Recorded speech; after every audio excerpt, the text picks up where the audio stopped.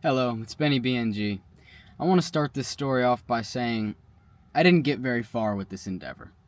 The title is 100% true, but I never actually became a drug dealer or something like that. But I really did kind of try to, and it's a funny story, and I think it's worth telling. This was freshman year of high school, which I'm a senior now, so 3 years ago, and it was in the springtime, so pretty much exactly 3 years ago now. I was in a place in my life where I was just feeling really lost, quite frankly, I guess depressed, and I just needed something to cling on to. I needed to feel something, and I wanted some type of excitement in my life, and this was definitely the wrong answer, but I figured, hey, what the heck? It would be pretty exciting if I sold weed to kids at school. Now, what led me to start thinking like this? Well, see, I went into freshman year, into ninth grade, into high school, feeling myself. I was really feeling myself. I had had a lot of fun in eighth grade. I started to find my own voice and figure out how to talk to girls a little bit and how to just socialize, I guess, and kind of where I kind of fit into my peers.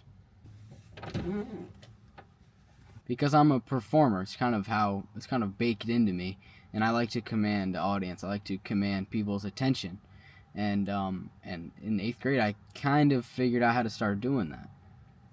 I figured I was gonna carry that same energy into high school, and because high school was a bigger pond, so to speak, I thought I'd have just even more fun with it, more people to gain the attention of. Maybe I would flirt with the senior girls. That was a real fantasy I had at the time. Well, high school immediately kicked these ideas out of my head. I noticed that the kind of comfortability we all had worked up with each other throughout middle school that really peaked in eighth grade when we were all kind of having fun and I felt like people all got along a little more. That immediately went away in ninth grade. People went back to trying to perform their best for the upper grade levels, and they kind of formed into not necessarily cliques, but kind of cliques, and everyone was just kind of hiding themselves. At least this is how it seemed to me.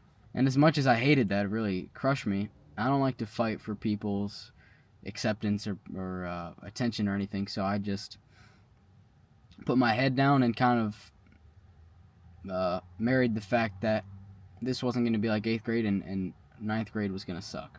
At the same time, I decided I was going to give the wrestling team a shot. One, because, like I said, I had nothing going on for me. And two, because my older brother had wrestled in high school and he didn't have any prior experience when he got into it, so I figured I could do the same thing. And I knew at the time wrestlers are tough. I wanted to be like that. I wanted to add some interest into my life. I wanted to kind of have like the Rocky training montage because I knew wrestling was hard. I had heard that from my older brother. I knew it from watching it. I understood that it was going to be hard. But at the same time, I was thinking, oh yeah, I'm just going to do it. I'm going to have this hard thing under my belt and it's going to be cool. What I didn't really understand was the full scope of what doing a hard thing actually entails. Yeah, obviously I knew I had to be there every day. But it's different when you're actually there. 3 hours. Every day. Grueling exercise. And you're consciously present for every second of it. There's no fast forwarding it. That training montage is not quite as quick as it is in the movies. And so, yeah, I learned a lot of discipline in wrestling, and I learned some hard work that first year, and it definitely tore me up. But by the end of it, I just was so sick of it, and I just showing up to practice every day was spiritual warfare. I always did, though. I did everything I had to do. I gave it what I got. But by the end of it, I was so ready to just have nothing to do after school. And so that's where I found myself that spring of freshman year. Wrestling season ended. Finally had nothing to do. This was going to be great. Except it wasn't. Because I was right back to where I started at the beginning of the year with no motion, nothing going on. But now, I also had no accomplishment. Because that was what wrestling had taught me. Wrestling had taught me, work hard, get through things that suck. You get this accomplishment. That needs no outside. It doesn't need any motion. It doesn't need any social circle. Accomplishment is that same feeling, that same level of fuel, without any outside source. And that appealed to me. But without wrestling, I didn't have it. Because I wasn't working out or anything. I would just go home and chill, because that's what I had been so longing to do. And so I wanted something in my life. I needed something to feel. I tried drinking for the first time during this period. It was at my best buddy's family party. I just decided that I was just going to go buck wild with that. And I did, and I had a great time that night. Felt amazing. Felt like all of the weights that were constantly sitting on my chest lifted off. Could speak freely. Oh, it was great. Except that I had to live the next day, and for the next couple of months, I had to deal with the fact that my friends who were not drinkers, did not drink that night, were not a fan of the idea at all. My two best buddies, my two only buddies, they didn't really like that I had done that. They noticed something was going on with my character. And I don't know if this was the only reason. I mean, we also didn't have cars at the time, but we didn't see each other for a while after that. Not until really that summer. And so now I was more alone. Had kind of upset the only two people I had. And I was pissed off too, because drinking had been such a fun thing. And it had left me so empty again. And I was just feeling like I was trying everything that seemed like the solution. Damn it wasn't enough. But I really wasn't ready to accept the fact that the answer to what I was looking for was going to be along the discipline path. Back down that wrestling path of having to do stuff that sucks in order to feel fulfilled. I wasn't ready to go there because I hated it so much. I still felt like maybe some chaos was the answer. If I could keep myself entertained with doing some crazy things, maybe that would be enough to keep my life interesting. And so that's where I was. That's where I found myself, online, researching how to grow weed in your closet, or just at home in general. And the more I looked into it, the more it really didn't seem very hard. You can do it in a little zip-up tent that with a UV light and seeds that you can order online. So I researched it for a couple weeks, going on like subreddits about growing weed inside, and I kept this little nugget, this idea, this bad thought, this naughty idea, this plan in the back of my head, and it kept me a little bit excited for a couple weeks. I don't remember exactly how long I plotted on this, but it was just an exciting thought. And I would go to school thinking about how I was going to sell this stuff when it was finally done. Because I thought I had a really good market, because at my school at the time, the bathrooms were always packed. And I mean packed like sardines, with dudes just smoking in there. But the thing is that they were always like smoking like vape weed.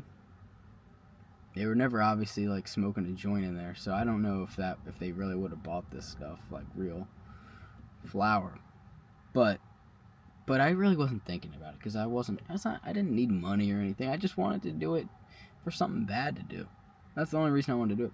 So I didn't really think about the logistics. I didn't really think about the fact this process would take months, and that I don't even know when this stuff would be ready. I just want something bad to do, something exciting. Finally, I worked up enough nerve to go online and purchase these seeds, and purchase a tent and a fan and soil. I think I even bought soil and certain like bottles of like liquid nutrients that you add to the soil that were specific for helping weed grow and pH or whatever. It's been a while, but I did my research at the time, and I placed a big Amazon order. I want to say I spent about $350. Obviously didn't buy the marijuana seeds on Amazon. Bought them from some other website that I had heard about, some reputable website from Reddit, I believe. And yeah, I pulled the trigger. I honestly really didn't plan it very much. I was just hoping that this order would all come at once and that I would be home to intercept it before my parents could see it and wonder what is this huge package you're ordering, and if they did, I would have some type of excuse and I'd be able to bring it to my room without um, really having to explain. Yeah, it was not planned very well. I didn't even order pots. I don't remember why, but I didn't want to order the pots online. I thought maybe they would be too clunky or something. And I remember I was literally thinking about borrowing some from my mom, and I had actually like soft launched it a couple days or whatever before I had ordered the stuff. I remember seeing my mom had coincidentally bought some small like plastic potters, and I had said to her, "Oh, I was thinking about trying to grow a couple flowers or something in my windowsill. Would it be cool if I borrowed one?" I literally soft launched it. She was like, yeah, okay." Never even made it that far. Didn't have to worry about the package, nothing. I'll tell you what happened. So, my mom was taking me and my little brother to our dad's house, as we do uh, every Thursday or whatever. I still didn't drive at the time. Remember, I was only a freshman. And she pulls up in the driveway, parks, and gets out of the car. That's when my the hairs on the back of my neck went up, because my mom doesn't get out of the car; she just drops us off. Then she comes in the house. I'm like, okay, a little weird, but she was like oddly didn't look mad or anything. So I was like, I kind of asked what's going on. She didn't really say. I don't remember. I just remember knowing that something was going on and that whatever it was already in motion. And I kind of remember walking into the house thinking, this can't be what it's about. She can't know. Because you ever had something kind of guilty on your mind, and it's been on your mind, and and you're worried about it, but you also think, oh, this is just on my mind. Surely no one else is going to bring it up, and if I think they are, I'm just being superstitious. I'm just being paranoid. But then when they do, it like freaks you out even more because you know what I mean? Does anyone else have that? Anyway, so I walk into the house thinking, surely this can't be what it's about. But also, is it? My dad and her look at each other and they both clearly have talked about this ahead of time. My dad was expecting my mom. And anyways, my dad told my little brother, "Go upstairs. We got to talk to your brother about something." But again, they really didn't seem mad, so I was like, wonder what this is about. Thought maybe it was something good, even. Anyway, they sit me down at the, pool truck just drove by, literally leaking water out of the back, like pretty bad. That, like a pool water truck, just spewing water out of the back. Okay, back to the story. Yeah, they sit me down at the kitchen table, and my dad asks me if I've ever used marijuana before. Obviously, in that moment, the curtain fell. I knew what this was about. Somehow, I had been discovered. But I told my dad the truth. I said, "No, I have not ever used marijuana." And he said, "Are you lying to me?" And I said, "No, I swear." And that was true. I had not ever used marijuana, which makes this whole thing even funnier. I tried to go Walter White on him before ever even having used weed myself. And then my dad starts reading facts off of a notepad that he always keeps in the kitchen, like near the fridge. But he had written down some like facts on the internet about it's the stuff they tell you at school. Your brain isn't done developing till you're 25. I don't know. He was saying some other stuff about how marijuana affects that negatively. And I was like, yes, I understand. Wait, shoot. I don't know if that's what they said first. Is it? Because my mom... Oh, I think it was this. I think it was after like the third time I said, "No, I swear I've never used weed." I think then my mom goes, "So what did you order my house?" I remember that question. And I remember that look in her eye. You know how your mom looks at you terrifyingly. my mom said, "So what did you order in my house?" And that was like the chill up my spine. My mom giving me the look. Also because it was that moment where your guilty fears come alive. That was what I was talking about, and it terrifies you to hear them out loud. That was that moment. She asked me that, and obviously she knew. So I said it was marijuana seeds that I ordered, and she was like, "Yeah." Obviously she knew already. And I don't know, there wasn't that much more to this discipline conversation. There wasn't yelling. It was just disappointment, And as the trope kind of goes, like that's the worst.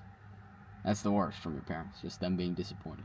Kind of a weird part of it too is that they were just confused because, as I've kind of told you, this wasn't I wasn't doing bad stuff regularly. Like this was, I don't know, out of the ordinary for me.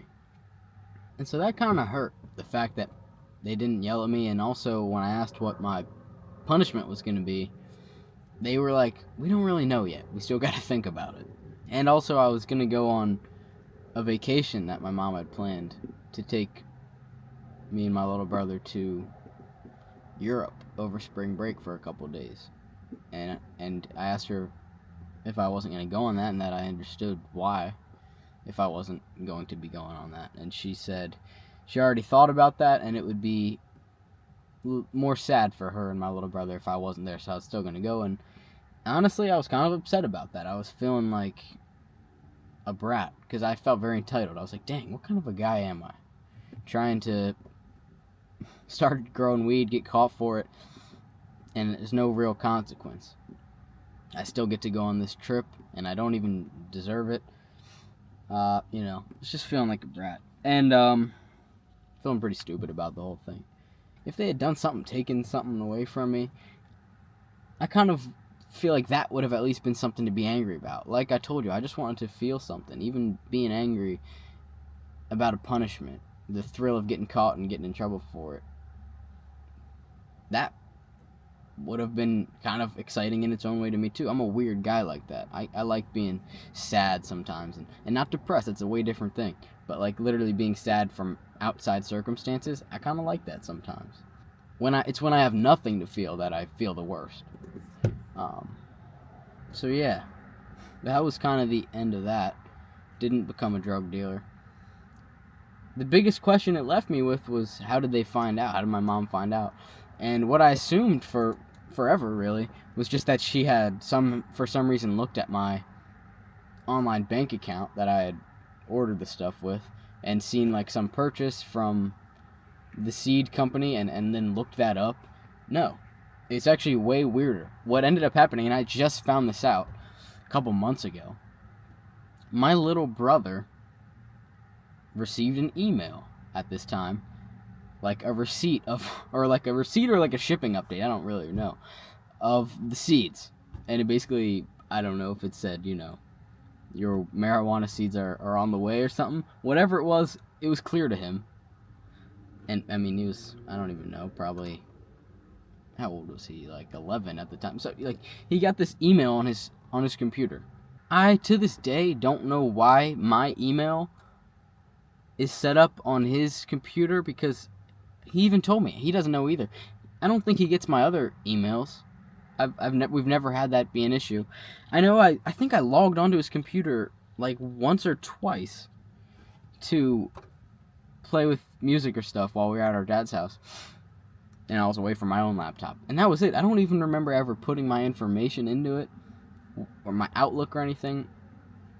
Obviously I did or something, but why doesn't he get more of my emails? All this, I have no idea.